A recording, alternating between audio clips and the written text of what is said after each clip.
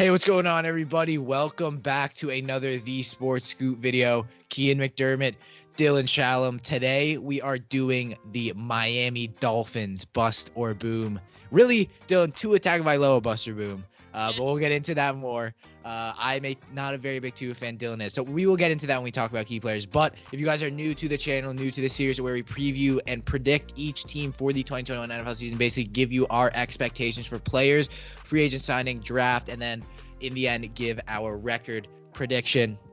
Dylan is an avid Dolphins fan. I'm a Giants fan, so it's not like I hate the Dolphins. I just am not a big fan of Tua. But we will get into key players. Without further ado, let's get into the video.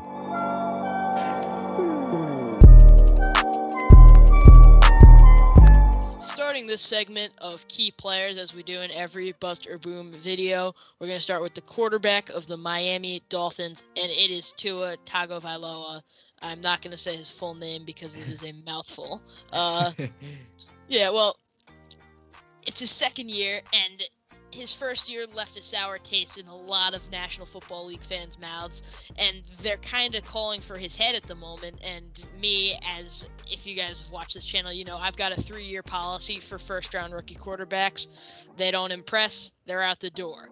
But you can't go ahead and say Tua Tagovailoa has no future in the league based on the limited game experience you have, which is why I think it is very smart that they got Jacoby Brissett as a backup. But they have him really taking the reins. No more hand-holding of Fitzpatrick. This is his year to break out and do what he has. They have stuff around him now, which we'll get to later. But they've built a really good system for him to thrive in, and it's really up to him whether or not he does. And I do have faith in him. Yeah, look, again, if you guys haven't fans of the channel, you will know, and you know the bickering that goes back and forth between me and Dylan about Tua. I have my shots at Tua. Look, I'm a Giants fan, so in terms of quarterbacks, mine's not that much better, if even better.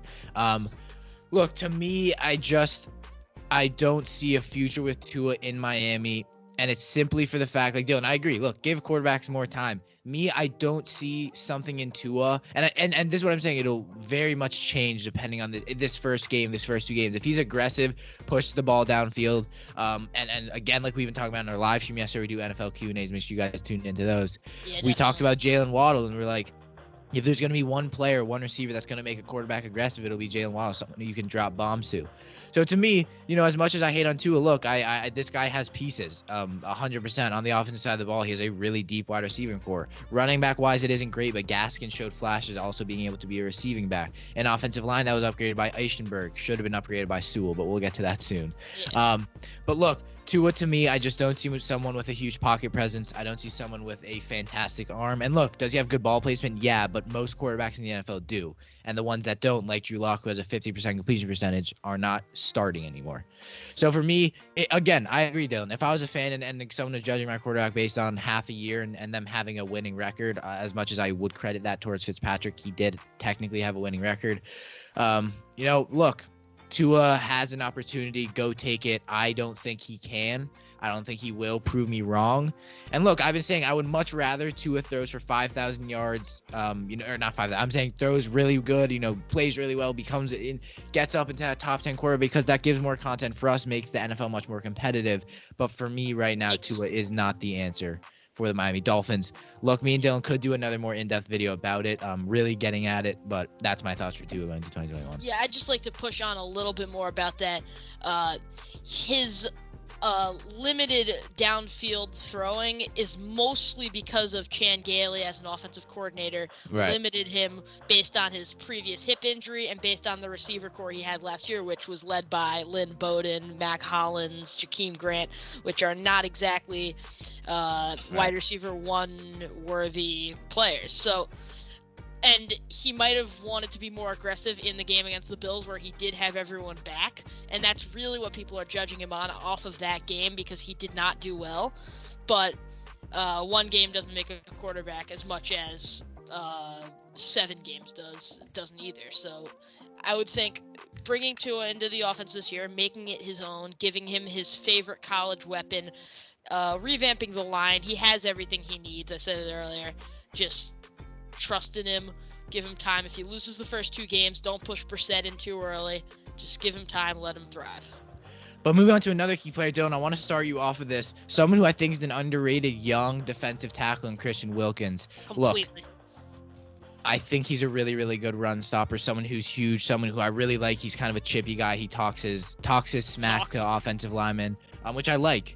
Look, someone who has not been talked about or put into media as much as someone like an Aaron Donald, although I know there's a massive gap, or someone like a DeForest Buckner. He's not up there with the top guys, but someone who, again, has the potential to take a step.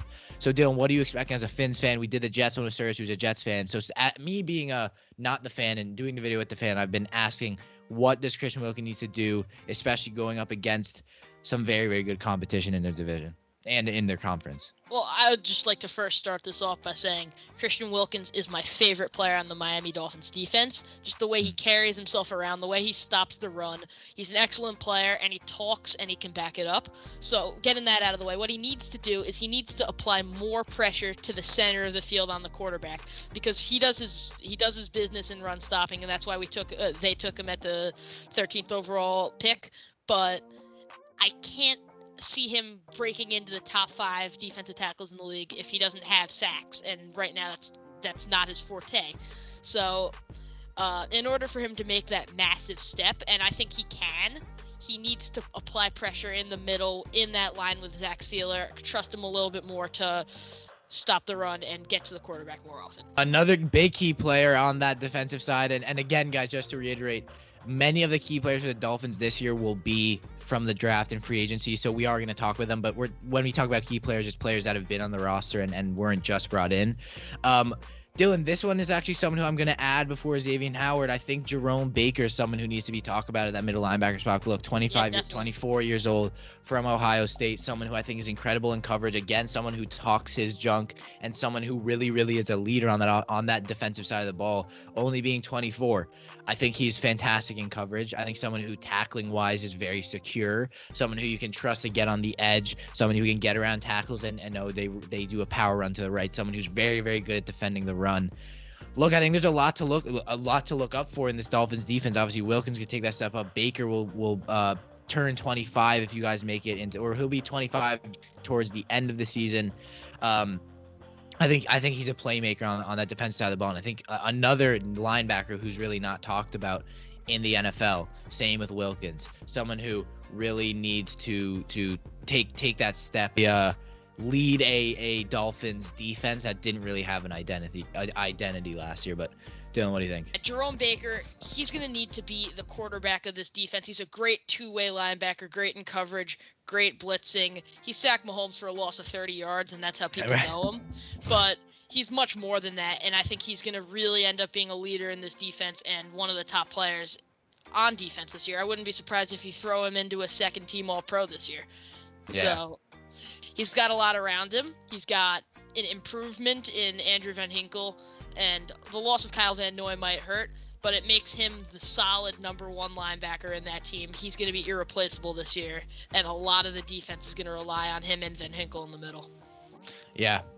All right, Dylan, let's move on to your favorite guy, your cornerback 2 in the National Football League, Xavier Howard, Mr. Double-digit interceptions. Look, something that cannot go without talking about. Yep. Fantastic coverage cornerback. Someone who does so much for not being the biggest guy, not being the strongest guy, but in coverage is fantastic. What do you like about Xavier Howard? And again, is it another year where he needs to get 10 interceptions for this defense to stay on the map? Well, the first thing I want to say is I hope he's on the team next year. Right, but that's a good point. That is a good point. But I think that's coming to an end. I think he's going to end up in Miami at least next week for training. I don't think it's going to be a big problem. But this all may be invalid. He may be gone, but let's hope not. Putting that aside, though, I think Xavier Howard, again, not a big guy, and not the most secure tackler out of every cornerback in the league, but he just knows how to get the ball. His hands are as secure as a wide receiver in the NFL, and he knows what he's doing when he's guarding top receivers like Tyreek Hill, DK Metcalf, Tyler Lockett, actually, not DK. And he knows what he's doing guarding top receivers, and he's just always around the ball, in around it, gets it, just wins games. Because interceptions change the momentum, and I would say his game against the New York Jets I mean, I think the Dolphins would have won anyway, but his game against the New York Jets this season solidified my opinion from him being, oh my God, he might be top 5 to, oh my God, he is a top 2 cornerback. And his game against KC with that crazy interception, he's just all around the ball, and I love it. Fair enough. Look, I think someone who we saw, completely agree. Someone who's Xavier Howard, I was like, yeah, he's pretty good. Wouldn't say he's top 5, but he's pretty good. And then this year was like, holy crap, 10 interceptions is absurd. That is a crazy amount of interceptions. I'd just like to throw back to October of 2020 when I posted on my Snapchat story. I said, Xavier Howard is the 3rd best corner in the league. Prove me wrong. And he ended up going crazy. Yeah. But I think 10 interceptions is you don't see that. You do not see that. And look, last year was really a year for interceptions. You saw so many people get interceptions. Obviously, Jackson, cornerback on the Patriots. Xavier Rhodes had a lot. There were a lot of good corners, and Xavier Howard stood out by a mile. Defensive Player of the Year. He didn't win, but he should have. He didn't win. He should have, obviously. But to me, I think Defensive Player of the Year. And look, I've been arguing. I think he's cornerback 3. I have Ramsey at 1 and Jair at 2. But I think you cannot talk about corners in the NFL without including Xavier Howard, someone who took a ginormous step up to be that leader in Miami last year and secure a secondary that really had a lot of questions going into the year. So fantastic playmaker. And that will wrap up our key player section. But let's move on to really the important part. The Dolphins did a lot of things in the offseason. Completely. Or all like the free agent and draft we did, off-season moves, or we previewed what each team should do in the offseason. And Dylan, let's start off. We'll start with free agent signings here. We can't expect some from this guy in the first 2 weeks, but it is Will Fuller who they brought over from the Texans, an organization that I think he is very happy to get out of, as they look like a train wreck this year. But, I really like him. I think Will Fuller is someone who will get plugged in and automatically be a safe pair of hands for Tua. We were talking with the Jets. They need for Zach Wilson, they need to have wide receivers who have a safe pair of hands and can be trusty for him. And I think this is completely that guy for Will Fuller. Again, you want to get a quarterback to be aggressive. Go get Jalen Waddle and go get Will Fuller, someone who obviously had that phenomenal game against the Detroit Lions in Thanksgiving. I believe had 200+ yards, 2+ touchdowns, someone who can get those 70+ yard gains and really just shatter a game just like that. And it is a game breaker really at the end of the day. I think for a Dolphins organization that really was lacking explosive wide receivers, it's a receiving core added with Will Fuller that has a lot of promise. What do you think, Dylan? I think Will Fuller, as long as we don't end up getting the 2-week suspension, he plays really, really well for 6 games and then gets hurt for the rest of the year. Mm-hmm. I think we're going to be getting a fabulous weapon, but injuries have always been a problem for him. So I'm very, very, very cautious about saying this wide receiver group is excellent because I can't count on Will Fuller to be there. So I like the move. He's a great player. If he stays healthy, I think we will have a genuine shot at challenging the Bills for the division. But yeah, I can't count on him to stay healthy. And then moving on to the next offseason move, which was a trade. The Miami Dolphins traded Shaq Lawson for Bernardrick McKinney. And it's another linebacker to help out with Van Hinkle and Jerome Baker. And I think he's going to be a plug-and-play player, get his fair load of minutes. It's pretty self-explanatory what he does. He's good in pass defense, not the greatest run blocker or blitzer, but he does his job in tackling in the open field. So I like the bring in. I like getting rid of Lawson's contract more than anything else, though. Yeah, look, I really, really like Bernardrick McKinney. I think someone, Dylan, it was a trade again where it's like, all right, that's a good move. You get rid of Shaq Lawson's contract and go give it to a dysfunctional organization, which isn't very nice, but you got to do what you got to do. It's a business. And I think you brought in a linebacker who offers a lot, and especially off-ball linebacker. He had 815 off-ball snaps in his career, only 99 on-ball. And even as some guy who can play in the slot with 58 snaps in the slot. So someone who offers versatility, obviously. Drew, you obviously lost. I say obviously a lot. You lost Kyle Van Noy, and now you bring in that second guy to pair with Jerome Baker and help Jerome Baker, who isn't the oldest guy, obviously only at 24. But it's smart. It's a Miami Dolphins team and an organization that consistently makes smart moves. Look, I can please see what they're doing. Get rid of Van Noy's contract. Get rid of Shaq Lawson's contract and go bring in someone who has experience, who you don't need to pay that much, don't have to give up too much to trade, and can develop a young linebacker who you want to be your future. So I think it was a very, very good move. But now let's move on to the hectic NFL draft that the Miami Dolphins had. So Absolutely many picks, incredible. so many players. We won't get to all of them. We have 3 players we're going to highlight. Number 1, Jalen Waddle. Look, Dylan was not happy. If you guys want to go check it out, I may roll the clip now of him going. I'll roll the clip now of him going. Let's just roll the clip now. There's no way. I'm leaving. There's no way. No! Oh my God! No! There's no way. There's no way. So yeah, it was not a very good reaction to it. As you just saw, he was not happy. But Dylan, you know, I think you started to like it more than you did. But what is Jalen Waddle's impact to be? First off, still not a fan of the pick. Penei Sewell was open. He is the best offensive lineman prospect to ever come out of college. You pick him. And he's 20. That being said, I feel like every team who takes a draft pick that they're not feeling at the draft day, it ends up growing on them by the end of the offseason. So, like, even for the Giants, they're saying, well, we could have gotten Azeez Ojulari at 20 and we got Tony at 50, so it really doesn't make a difference. But it just hurts me that we didn't take Sewell. And yeah. But it's not about the draft board that was open. It's about Jalen Waddle as a player. And going into the draft, I didn't like him at all. And I was concerned about injuries a little bit. I was concerned that his real primary thing was speed, and I'm still concerned about that. But I think having Devontae Parker and hopefully Will Fuller and Gesicki with him will not force him into being a wide receiver 1 like Henry Ruggs was last season, which is kind of what I was looking at. Mm-hmm. So having guys around him that are not specifically better than him, but on the same level that he won't be targeted much more than them is going to help him a lot, and it's going to help Tua a lot to have a familiar face to throw to. So I think drafting him over Devontae Smith made a little bit of sense.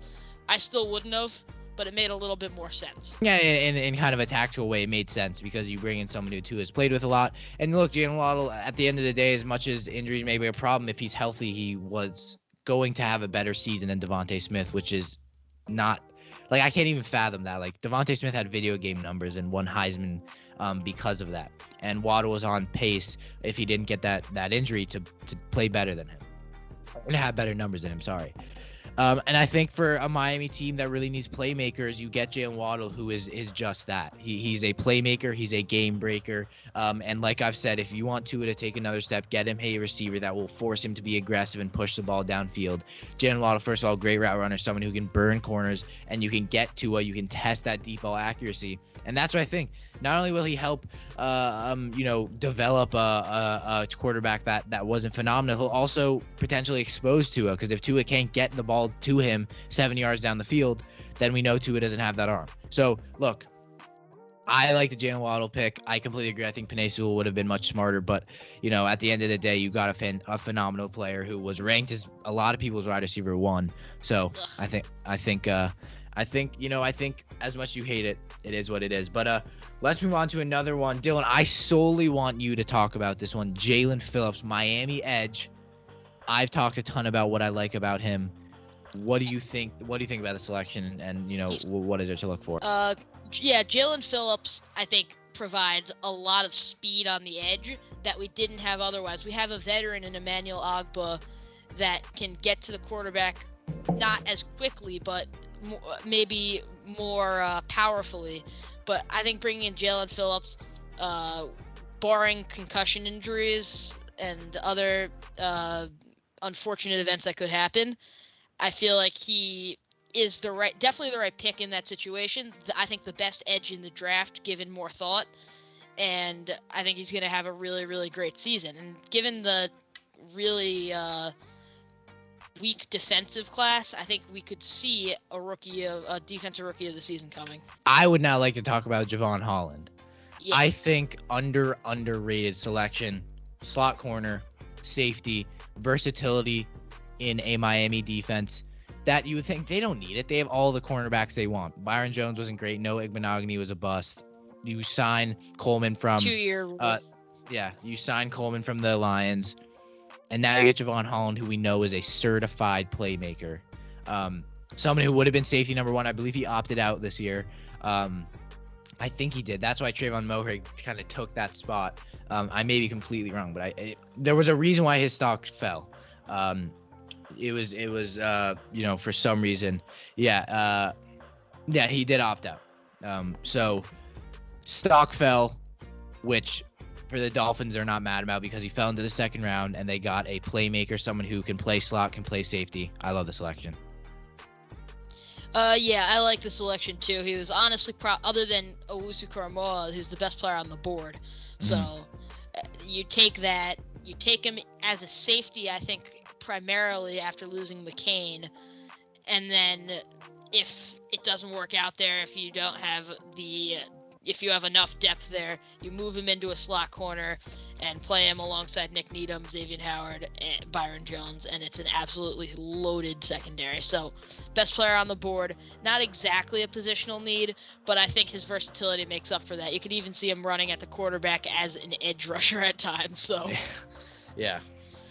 All right, Dylan, it's that time. Record predictions for your Miami Dolphins. What do you got? I'm gonna say 11-6. Because I don't want to get carried away. But I think if everything works out, 13 wins is not out of the question. Okay. I like, look, I don't trust Tua. I have 10-7. I think they start poor, assuming Tua does what Dylan thinks he can. They step up. And I think they end the season winning mostly 10-7. I think they beat out the Patriots, but I think the Bills we still notice the Bills are significantly better than the Dolphins this season. That's my record prediction, 10-7. I think 11-6 and they get to the playoffs. But if everything works out according to plan, Will Fuller stays healthy, defense stays healthy, Xavier stays on the field, I wouldn't be surprised if they get as far as the conference championship. And I might just being optimistic, but I think this team's the real deal. I think they're completely out of the rebuild and into the win now mode. Yeah. All right. Well, there you have it. Thank you guys so much for watching. Do make sure to subscribe to the channel if you are new. Helps out a ton. Help us get to 1,500. That is our goal, hopefully by the end of the summer. As well, make sure to follow us on all social media, Twitter and Instagram at The Sports Scoop. You can follow Dylan as well because he likes to have a lot of confrontations if you don't agree with him. Dylan_Shalom on Instagram. Still haven't gotten any messages from angry fans. So make sure to message him. Do make sure to comment down below your takes. What do you think about the Dolphins? What are your predictions? We always love to hear from you. Me and Dylan will personally respond. And you can as well message us on Instagram. Live streams, probably now, since that Q&A went really well, probably several times a week, or hopefully at least once a week, we can tell you that. They will mostly now, unless something big happens, be NFL Q&A. So literally a live stream where we just talk about the NFL predictions, everything for next season. You got to ask us anything. Make sure to tune in. We had... the views weren't great yesterday, but with the chat we had several people just asking their questions. So hop in, make sure to ask any question you want, and we will see you in the next video. Thank you guys so much for watching. Key McDermott, Dylan Shalom. We'll see you next time.